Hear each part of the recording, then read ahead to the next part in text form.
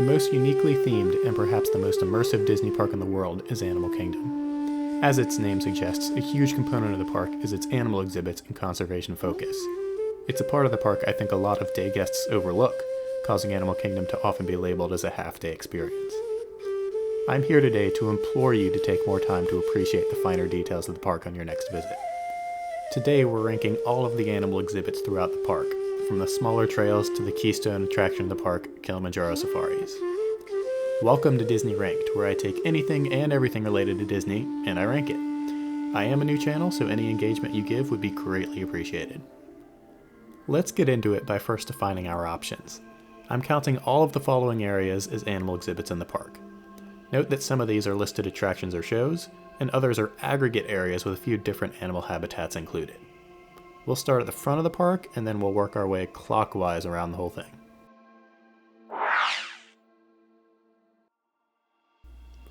Animal Kingdom's entrance area was made to be a winding jungle trail to make you feel both lost in nature and excited as the anticipation of the park builds.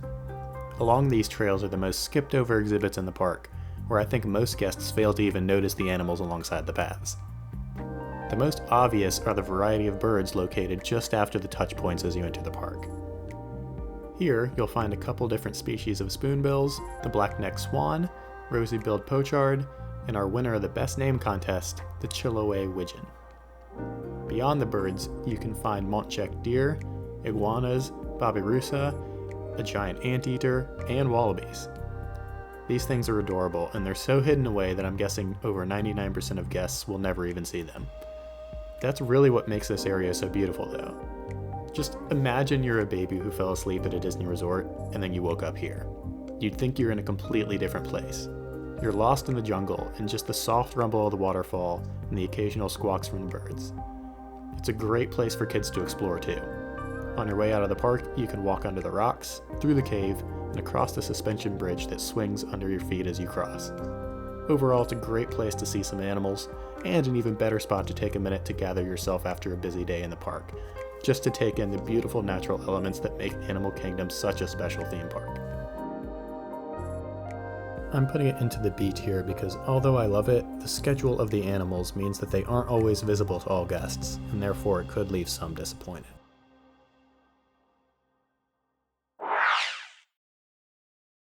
I decided to count the Otter Grotto as its own exhibit, mostly because it has this sign explicitly calling it out.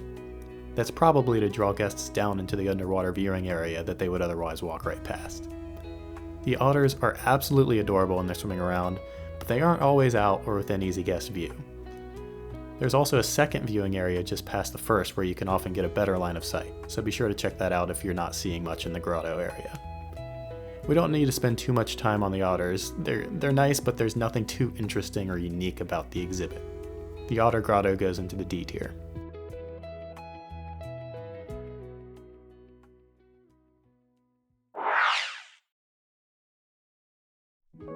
The Tree of Life Gardens and Discovery Island trails might be the most overlooked of all the animal exhibit areas, despite being centrally located underneath the park's main icon.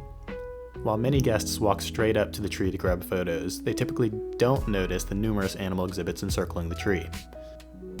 In fact, they're sort of covered up by other experiences nowadays. I'm looking at you, Nick Wilde and Judy Hopps. Here you can find lemurs, flamingos, kangaroos, vultures, storks, tamarins, tortoises, and a Peruvian shark catfish. This area alone could fill up half a zoo, yet it's another area that most guests simply don't appreciate in the park. Having the sign does help a little bit, but the exhibits are also explicitly listed on Disney's site and in the app, yet people still don't seem to care all that much about the animals. Nevertheless, the trails are well worth your attention. Even if you don't care about the animals, just look at how beautiful the views are from the base of the Tree of Life. You can get up close and personal with the hundreds of hand-carved creatures, plus there are numerous spots that offer far more unique and interesting photo opportunities than the front of the tree. These trails have a great variety of animals, so everyone in your group should be able to find something they like.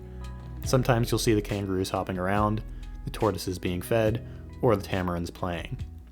I always see kids interested in the giant catfish which circles back and forth along its river. When you visit, you should spend at least 30 minutes of your day exploring the base of the Tree of Life. If you happen to have good timing, be sure to see the Winged Encounter show, where trainers cue parrots and macaws to fly by the front of the tree from their living quarters behind the park. The short show happens every hour throughout the morning. All in all, I think the trails deserve a B. There's lots to see in such a picturesque area, and it's another spot that you'd never be able to find in another theme park or zoo.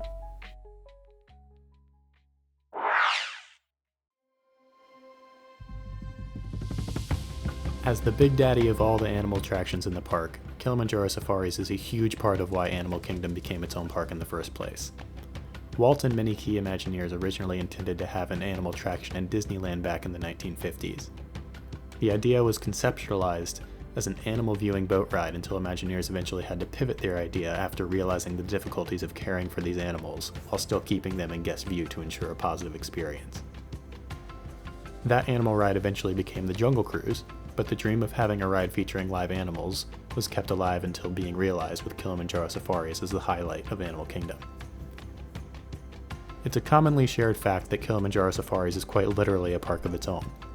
The ride and animal enclosures take up more space than the entirety of Magic Kingdom, spanning 110 acres. The cost of construction and animal upkeep was so expensive that Disney eventually had to cut out an entire land they had planned for the park, opting to construct Dino Land USA over Beastly Kingdom, an area intended to be the domain of mythical creatures.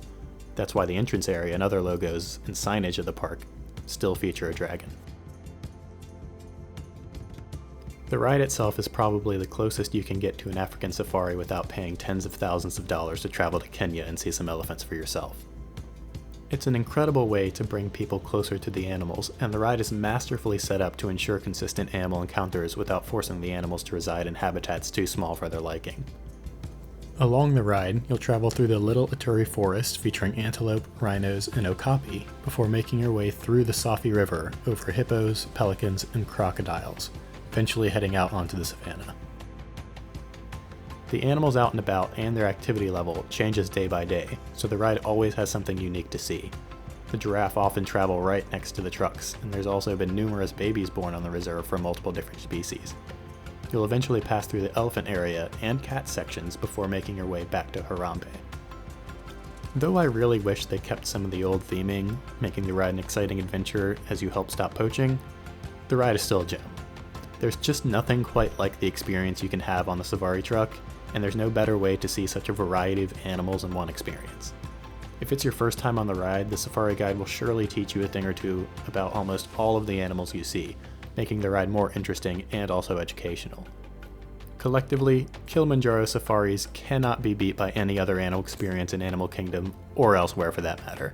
It goes straight into the S tier, and it is a must-do every time you visit the park.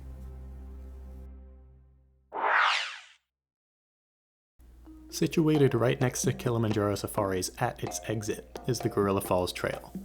This listed attraction is a walk-through trail where you can see monkeys, meerkats, zebras, naked mole rats, birds, fish, amphibians, reptiles, hippos, okapi, and, of course, the gorillas. This is the first set of exhibits on the list, excluding the safari itself of course, that I think people actually notice and partake in. It's by no means busy, but there are always people enjoying the views in multiple spots throughout the attraction. And for good reason, it's a great spot. There's a mix of animal types, relaxing areas to take some time to chill, and the cast members throughout are there to provide interesting insights about the animals they care for. In fact, there's even more educational and theming elements throughout the trails that really increase the quality of the experience. These informational signs can teach you a thing or two, and they make the trails feel much more like a full experience rather than just a set of different animal exhibits. I love the aviary, which is full of birds you can identify with the provided bird spotting guide. Depending on the time of year you visit, they'll be active gathering materials to construct their nests. The cichlids, located on both sides of the bridge, are another great touch, and the waterfall truly brings the area together. You could easily spend 20 minutes viewing the birds and all of the animals just in this one spot. The gorillas can also be a lot of fun to watch depending on their activity level for the day.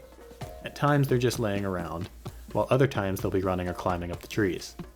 This is the best spot to talk with the cast members about the animals, as they'll be happy to share the personality traits of the apes. The female gorilla troop is split from the male troop, divided by the bridge and trail running through the middle of the area. It's another beautiful spot that simply transports you away from feeling trapped in a theme park, and more towards the freedom of nature. Overall, the Gorilla Falls Trail is a can't miss. There's no real reason to skip out on it, especially since you can move as quickly as you want if you're running late to catch a lightning lane or a show. I'm on the border between B and A here, but I think this deserves an A.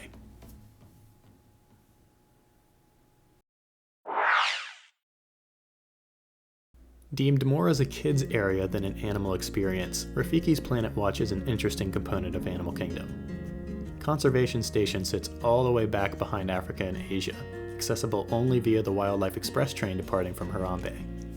After you board the train and make your way over, you'll pass the side of Kilimanjaro Safaris and many of the backstage animal enclosures. Once you depart, you'll head down a short path past some Wilderness Explorer activities to the main building itself. Disney has worked to enhance the offerings in recent years, adding in an animation experience where guests can follow along with an artist as they draw an iconic animal character from a Disney film. You can also typically meet characters here, and Disney plans to add Bluey to the mix in early 2026. The area also serves as a working animal hospital. In fact, you can witness procedures happen live if you're lucky. You can increase your chances of this by visiting earlier in the day since surgeries and checkups are often scheduled in the morning. Beyond these activities, Conservation Station also hosts a variety of amphibians and reptiles and tanks along the left side of the building. Be sure to take your time looking, since the animals may be a little bit tricky to spot. These green and black poison frogs are pretty cool, and they stand out against their green background. There's also an axolotl, python, lizards, and much more. Located outside of Conservation Station is the Affection section, where you can pet goats, pigs, and other animals. This area is always a hit with the kids, who love chasing disinterested animals around with a brush as their parents film. Though most of the animals stay on their playground areas that are roped off from guests, there are always a handful of farmyard friends available to pet. Though she wasn't out on my last visit where I recorded most of the footage, the Affection section is home of Charlotte the pig, who served as inspiration for Pua in the Moana films. There's nothing too novel about the idea of a petting zoo, but it is still fun to visit and get up close and personal with the animals. Overall, as an animal exhibit, Conservation Station and the Affection section aren't the best options in the park for visitors looking for more unique creatures. Most nature museums will have tank exhibits akin to the ones inside the building, and although fun, petting a goat isn't exactly a unique Disney experience. The attraction as a whole is pretty great though. It's really cool that you can ride a train to and from the area, and the attention to theming is still noticeable.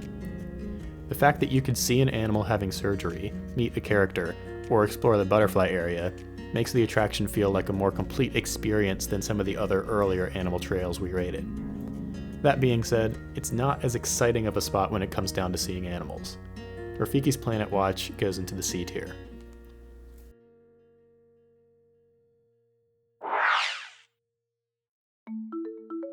Animal Kingdom definitely needed an animal-based show to complete its attraction lineup, and the current offering is Feathered Friends in Flight. Trainers lead guests through an educational presentation of birds ranging from owls to vultures, and the experience includes a couple opportunities for audience participation. Some guests are surprised when the birds swoop over their heads to perch on the sides of the theater, and the owl especially likes to fly extremely close to the guests. I like that the show allows the birds to perform freely, which often results in them doing things that aren't quite in the script. We're not doing we're not shaking. I'm watching you. Do you want to see Molly? I'll do her. Unfortunately, I don't think the show offers any particularly novel tricks, and I think that's simply due to the limitations of bird training.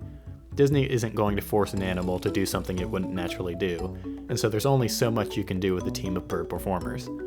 That being said, the show is still worth a watch during your park day, and I still see it every few times I visit the park. Feathered Friends in Flight deserves the C tier. Quick mention to the gibbons habitats located in Asia. I don't think they count as a full spot for this list, but they're fun to watch swing around. I made a new category for them, just for the heck of it.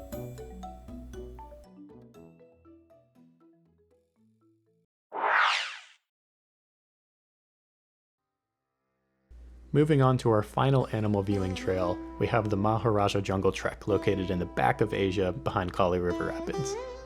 The trail is similar to the Gorilla Falls Trail in the sense that it offers a variety of animal exhibits throughout the experience. You can see a Komodo dragon, monkeys, bats, birds, hoofstock, and the main draw, tigers. There are two main reasons why I take a trip down the Jungle Trek most of the days that I visit Animal Kingdom: the aviary and the tigers. As of early 2026, Boxo, the 1-year-old tiger cub, is about the size of his mom, but he's still extremely playful. This means that your chances of seeing the tigers active is much higher than at times in the past, when the big cats are more likely to be just laying around.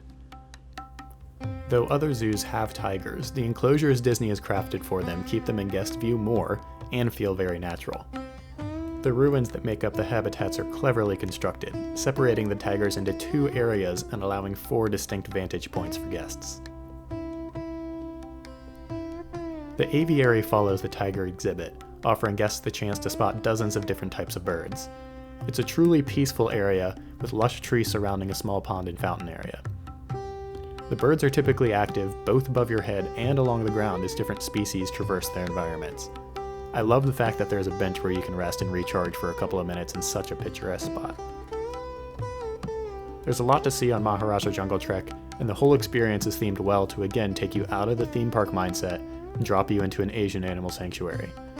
It's a trail where you can easily spend 30 to 45 minutes strolling along and observing the animals, or quickly get the views in and be in and out and fast if necessary. For anyone looking to break up the busyness of their vacation and enjoy a natural respite from the chaos, Maharajah is a must-do. It goes into the A tier.